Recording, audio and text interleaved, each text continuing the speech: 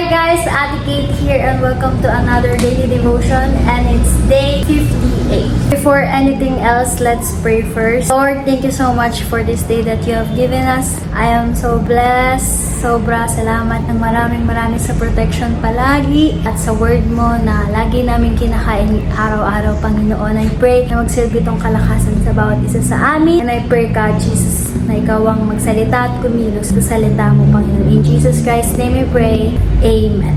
Our Bible verse for today is Psalms 19:23. Fear of the Lord tendeth to life, and he that hath it shall abide satisfied. He shall not be visited with evil. Amen. Napakaganda ng word ng Panginoon ngayong araw na to, mga kapatid. I pray na marami tayong matutunan. Ngayong araw na to, nakuha ko na yung printer ko, kaso meron nga lang problema ng konti, pero nakakapag-print naman na siya and maayos naman na. So, thank you Lord dahil unti-unti nang naayos yung mga problema ko and it's all because of God. Thank you Lord! May umiiyak sa likod ko. Paborito kasi akong tita ng aking pamangkin. Gusto niya laging nakadikit sa akin.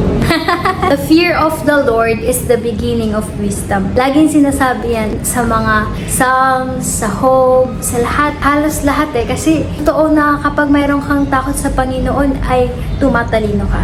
Kapag may takot ka sa Panginoon, meron kang respeto sa Kanya. Kapag may takot ka sa Panginoon, hindi ka tatamarin na gawin yung mga kailangan mong gawin para sa Panginoon. Kapag may takot ka sa Panginoon, you will do what He wants. You will seek His word. You will do His will and hindi mo siya i-disappoint. That's why whenever you do that things, you will be wise person. I kid you not, mga kapatid, when you have fear of the Lord, you will definitely have wisdom from the Lord. Sobrang dami ko ng experience about it. Sobrang dami ko ng mga testimonies about it. Like how from very weak student, I became honor student until senior high school na graduate po ako with honors and college din. So halos matataas din yung grades ko lahat. Pero alam mo yun, why does it happen? That's because of me? No. It's because the Lord yung nagbibigay sa atin ng wisdom sa araw-araw. What if kabaliktaran naman yung mangyari? Ang taong walang takot sa Panginoon ay mangmang. Let me repeat that. Ang taong walang takot sa Panginoon ay mangmang. Dahil yung mga ginagawa niya sa kanyang buhay ay puro kabangmangan.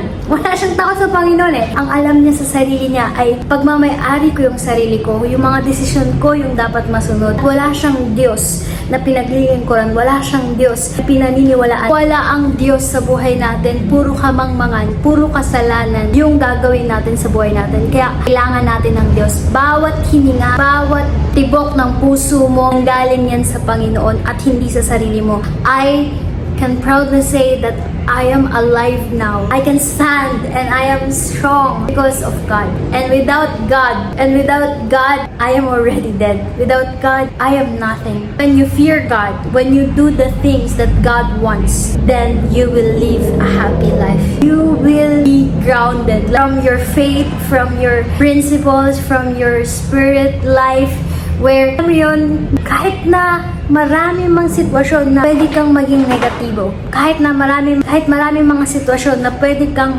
give up, kahit maraming sitwasyon na napakahirap, pero you still have that happy life, a satisfied life, because God is with you, God is protecting you, and God is ordering your steps. Sabi niya nga, diba, the steps of a good man are ordered by the Lord. And that's why, when you fear God, everything happens part of His plan.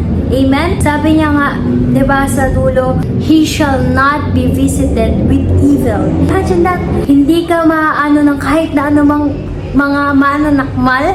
That's a really great blessing. Yung mga mananakmal, yun yung mga nagbibigay sa atin ng sakit, yung mga bagay na nagbibigay sa atin ng mga problema, yung mga gawa ng kaaway na para sumuko tayo sa Panginoon. Mga mananakmal yun yung mga kamalasan, lahat ng mga evil things that happens in our life, they are from mananakmals. They are evil things.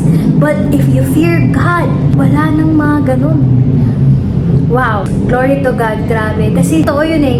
Kapag absent na ako sa mga devotion, kapag may mga bagay na inuuna ako kaysa sa Panginoon, nahihina na ako sa Panginoon, alam mo, nagkakaroon ng puwang yung kaaway sa buhay ko. Kaya talaga masarap talagang isik si Lord sa umaga, manalangin ng manalangin, magbasa ng kanyang Biblia. Bakit? Kasi nalalayo ka sa kasamaan. Sobrang totoo yun mga kapatid. Pray na marami kayong natutunan ngayong araw na to. God bless and Ate Kate out.